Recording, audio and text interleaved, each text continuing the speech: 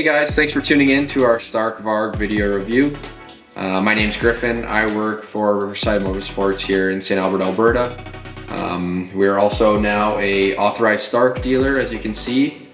Stark was kind enough to send out 2 bikes for us to test. We have a red one and a white one. I'm sure you've seen them in all the opening clips there. And it was awesome. We've been able to live with them for a couple days now and really get to know them and shake them down on the track, on the trail, and really get a good opinion about it. And I'm also joined by Brandon Kowalczyk, one of Alberta's resident pros. I'll let him kind of introduce himself. Yeah, my name's Brandon, 28 years old. Been racing since I was 12, pro since 2015. Mostly motocross, but past 3 years or so been dipping in some off-road stuff. Tried the Red Bull Outliers this year and raced the off-road series. And yeah, got to shake these down for the past 4 days. Yeah, Brandon's been on a lot of manufacturers. He's I think been on Hondas for a better part of his life, and then a little stint with Yamaha, and then also was KTM Canada's FSR for a while, so he's been very familiar with the Husky, KTM, gas brands. He's rode a lot of national bikes, so he's got a good amount of testing under his belt, and yeah, he should have some good things for us to break down today. So let's get right into it.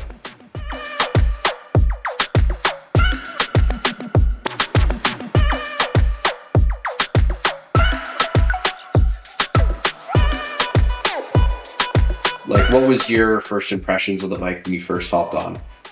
So the way I approached it was, I know there's a lot of banter between, is this going to take over gas bikes? Kind of what market is this for? I came into it as this is going to be an alternative to motorcycling. I know there were some areas in California already and stuff where they can't ride gas motorcycles. This is almost just another experience provided to us, like the customer, right? So I didn't go into it with any negatives. I've spent a lot of time on the KTM Freeride, obviously working for KTM, so I had some experience on what it's like to ride electric, and I knew they could be a ton of fun. That bike itself is more of a trail bike than a dedicated high quality motocross bike. So did you ever get the opportunity to ride the Freeride on the track at all, or? Yeah. We actually, we rode one that was as best set up as you could for Moto. The guy had like modified suspension, had everything he could do to it. And it was pretty decent for what he had. Yeah. So jumping on this bike, I know for me, the transition was a little easier than most people who jump on it for the first time. I basically went out first lap and hit the first jump and knew how it was gonna react, or thought I knew how it was gonna, and it basically reacted how I thought it was going to. Yeah. So very predictable. Like as soon as you hopped on, you kind of had a notion that it was gonna do the things you wanted it to do, and it just did it. Yeah, it's kind of a learning curve when you first get on it. You don't know what the power settings are at. You don't know really what the power or the engine regeneration will react like on this bike. Yeah. So when you first go out there, you kind of get an initial feeling and start playing with everything and find your setting. But initially, like it was just such a blast. It's pretty cool to jump on and feel something like this. Yeah. So what modes did you find yourself riding in the most? So when it came from factory, we had a 30, 40, 50, 60, and then up to the 80 horse. So I started right at the bottom when we were at Lida's track, and then worked my way up from there. And definitely anything past 60, man, it's a lot to hang on to. Oh, yeah. It's crazy fast. 80 horse especially, it is eye-watering fast. Yeah. Playing with a lot of the maps though, we ended up getting around 50 to 55 on the Moto track. Was a ton of fun, which is 450 power. And that's where I like it. Today, even at a Chad's track here, we rode 50 pretty much the whole time. And that's plenty fast. Yeah, I think when I hopped on it for the first time, it was set at 40, I think. And first lap, didn't really hit anything. Second lap, started to get the hang of it. And by the third lap, I was like hitting everything, felt super comfortable. I wasn't reaching for a shifter. I wasn't grabbing for a clutch. This one obviously is set up for the rear brake. And I think the common opinion about these bikes is everybody would like a handbrake. We haven't tried one yet, so we don't really know. But you kind of get the feeling that when you free up that left foot and all the more control it gives you, that if you could free up that right foot as well, it would just make it that much easier. Yeah, so that KTM Freeride I rode, it actually had the rear brake set up on the handlebar. Initially, just being used to a combustion engine motorcycle, you want to have that finger on each lever. Not having a clutch, it kind of, that's basically the main thing that throws me off, is where do I put my index finger for the clutch? Yeah. And when I rode that KTM Freeride with the rear brake up there, it almost goes mountain bike-esque, where you don't think about your feet anymore. They're just planted in their spot, and you do everything from the controls of your fingers, and it makes it really, really easy to ride. Yeah, yeah.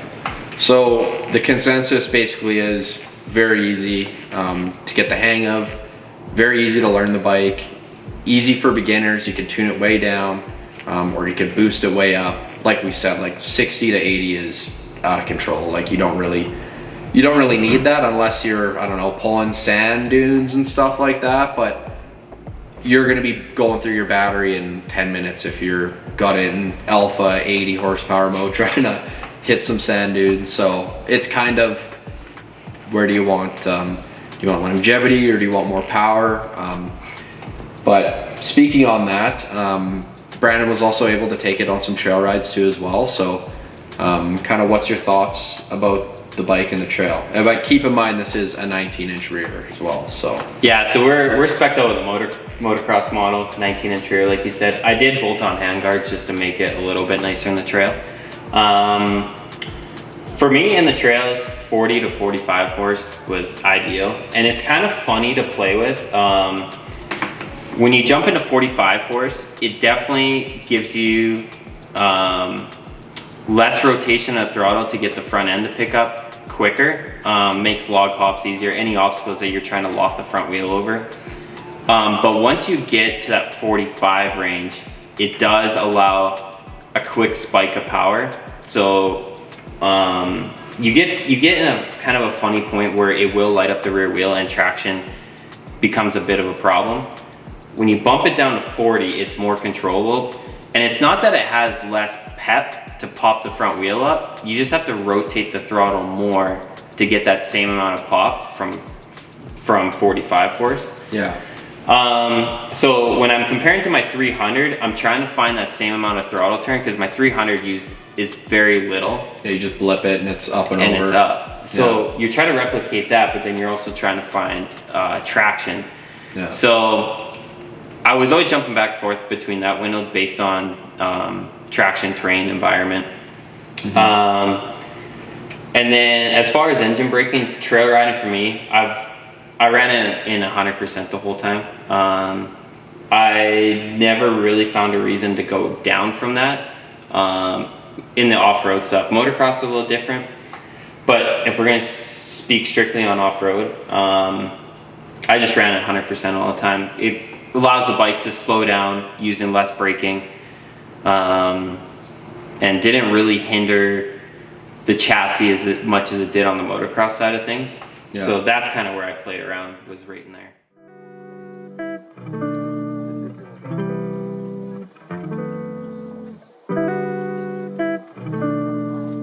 So for Moto, actually I'm gonna say this for Moto and off-road, it's just pure fun. Like it is its own style of riding, and it's so much fun. Like there's no other motorcycle that I've ridden that accelerates as quick as this one has.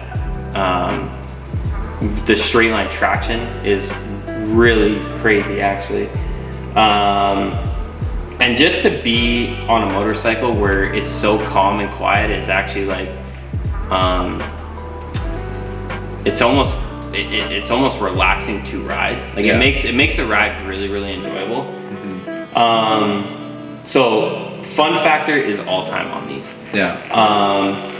Power levels, you have endless amount of power. There's no way, like me personally, I would probably opt out to order the 80 horse because I would never use it.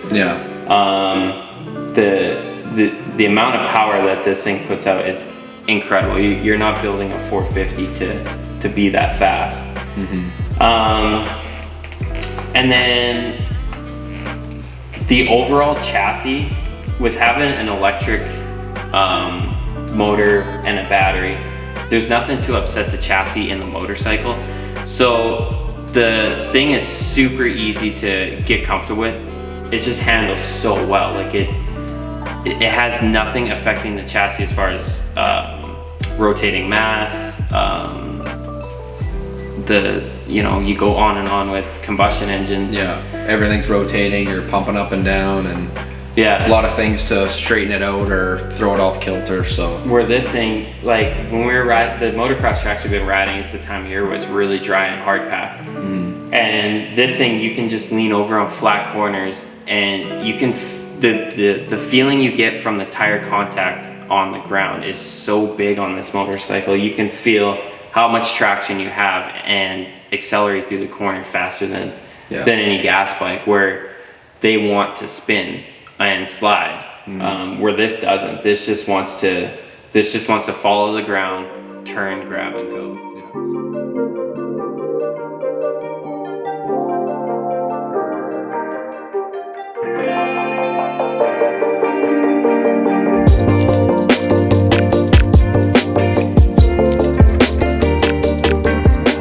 We'll dive into some of the cons that we were able to find with the bike. Like I said, this is a pretty well-built motorcycle, so some of these are preferences, but I'll hand it off to Brandon to kind of talk about that. Yeah, exactly. So right off the bat, again, this is kind of preference to everybody, and I'm pretty used to having a suspension setup that I like to use from my suspension tuner. But this bike overall, I got a couple comments from people who I let try it as well. The rear shock was pretty soft on this bike. I'm 190. I had a gentleman try it who was 140, and another one that was 220. And they all said the same thing. They said the shock was pretty soft, stayed pretty low in the stroke. I set the sag, I tried to stiffen it up. And just the ride attitude of the bike for me, it was really low in the rear. And I don't think it's a chassis problem. I still think it's the shock. The shock felt like it just sat low and you didn't have much stroke to use. And anytime, whether it was like fast off-road or moto, you'd be breaking into a corner and you could feel it pack pretty bad. Which didn't help the forks at all. It gave the forks kind of an air fork feel, which sucks because these are a really nice KYB spring fork. But they had a crust on them that was really hard to break through. I found myself trying to push the front end down on obstacles, anything that I could force the forks through, and it actually made the bike feel better because I wasn't getting so much rigidity through the bars. But once I got through that crust, they were really progressive. They were really smooth, really good bottoming resistance. It was just that to break through that initial crust. And I think if the shock was set up better for my ability, my weight, I think it would complement the forks really well. I don't think the forks are actually that far off from the setting. I just think the shock could be set up a little better. Following on with that, the bars are really, really wide. They're, I'm pretty sure they're very similar to a KTM bend and sweep. I find them, they're swept pretty far back. They're really wide. We just measured them out at with the grips, so that'll add a few mils, but they were 820 mils. Just kind of an awkward bar to deal with. They're low too, so not something I'm really stoked on. So I would change the bars up for me personally, but again, that's each to their own. that was one thing I noticed when I hopped on the bike in the dealership right away, was the sweep in the bar was very aggressive. Not something I particularly like. And then also, it was so weird because when I initially hopped on it, I looked at it and I was like, holy cow, these bars are super narrow. But obviously that's not the case. I don't know if it was just the perception of not having the clutch there or what the deal was, but yeah, these bars are, I guess, wide, but. Yeah, so that was one for me. I mean, on the top of the bars, the grips, this is kind of getting nitpicky. The grips spun on us right away, pretty much after the first ride. We had to re-glue them, wire tie them. And then moving on, these have really light tubes in them. I think Stark, I don't know if Stark came up with the idea or developed them. I think I read somewhere that they developed them, but they are very like balloon-like tubes. It's literally like beach ball material. Yeah. So first motocross day at Lidas track, I overjumped the jump and it popped both front and rear tubes. Yeah. So that's one thing right away. I know most people will probably pick their favorite tire, favorite tube combo anyways. So for me, the durability of the tubes isn't good enough. Good idea. You know, you pull one out, you see the concept of it, and you see what they were trying to do. They are super light, and unsprung weight is, you know, really big thing to eliminate on a motorcycle. So that's one thing, if you're buying a $17,000 motorcycle, make sure you save $40 so you can invest in some heavy duty tubes. But other than that, yeah, you had a couple more cons about the bike. Before the big glaring one, real nitpicky one, the kickstand's too short. Yes. You need uneven terrain for it to sit up. Even if it's flat or anywhere else, it wants to fall over. But the biggest con still for me is battery life. And I want to say battery life with a grain of salt, because it will be a matter of what you want to do with this motorcycle to accept what it has for battery life. So off-road riding, generally I could get about 2 hours out of it, whether it was slow single track or we did a pretty casual quad trail ride with a little bit of sand pit playing. It was 2 hours, pretty much the thing is dead. Yeah. Motocross track at my speed, riding at the 50 horse level, pretty much as hard as fast I go, 30-minute moto, and it's pretty much smoked. Yeah. Which for me, when I'm comparing it to the free ride, is actually not that bad. I mean, you realize how much energy it takes to move a motorcycle when you ride something like this and watch the power gauge come down on you based on how much throttle input you're putting into it. Yeah. But still, at the end of the day, when you know, when the thing is dead and you can't do nothing about it other than, you know, have to wait for it to charge, that sucks a little bit. It's something to get used to when you come from gas motorcycles.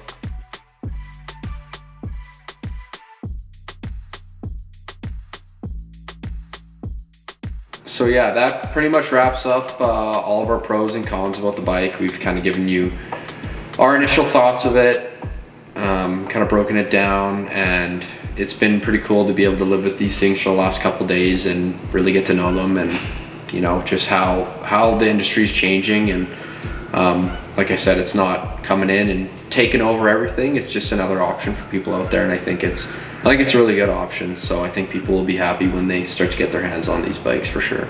Yeah, like for me, I think this is almost, if I can compare it to like the Ferrari of the motorcycle, like there's a very high end.